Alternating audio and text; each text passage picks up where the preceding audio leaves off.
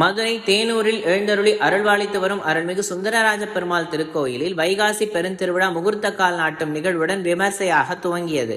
மண்டூக மகரிஷிக்கு சுந்தரராஜன் என்ற பெயரில் திருமால் காட்சி தந்து சாப விமோச்சனம் கொடுக்கும் லீலை சுமார் 364 ஆண்டுகளுக்கு முன்பு வரை இந்த தேனூர் கிராமத்தில் தான் நடைபெற்று வந்துள்ளது. இதற்காக அழகர் மலையில் இருந்து ஸ்ரீ கள்ளழகர் புறப்பாடாகி தேனூர் வைகை ஆற்றில் எழுந்தருளி மண்டூக மகரிஷிக்கு மோட்சம் தரும் வைபவம் ஆண்டுதோறும் நடைபெற்று வந்தது. திருமலை மன்னர் தேனூருக்கு விஜயம் செய்து இந்த திருவிழாவை கண்டு மகிழ்ந்து தலைநகர் மதுரையில் மீனாட்சி சொக்கநாதர் திருக்கல்யாண திருவிழாவுடன் இந்த விழாவையும் இணைத்து நடத்துவதற்கு மதுரைக்காக திருவிழாவை மாற்றப்பட்டது. அந்த வகையில் சிறப்பு பெற்ற இந்த திருத்தலத்தில் வைகாசி பெருந்திருவிழா முகூர்த்தக்கால் மற்றும் கொடியேற்றத்துடன் விமர்சையாக துவங்கியது.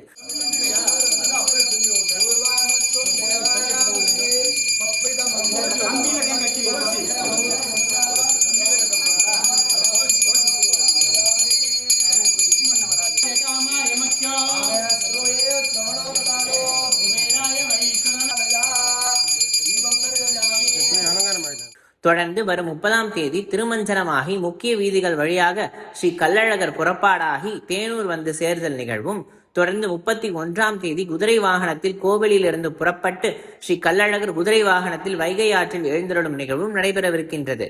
தொடர்ந்து அன்று இரவு வைகை ஆற்றில் தேனூர் மண்டபத்தில் அருள்மிகு சுந்தரராஜ பெருமாள் ஸ்ரீதேவி பூமிதேவி தாயாருடன் வைகை ஆற்றில் காட்சியளித்தல் நிகழ்வும், தொடர்ந்து வரும் 1ஆம் தேதி தேனூர் வைகை ஆற்றில் கருடாரூடனாக பிரசன்னமாகி மண்டூக மகரிஷிக்கு சாப விமோச்சனம் அளித்த நிகழ்வும் நடைபெறவிருக்கின்றது.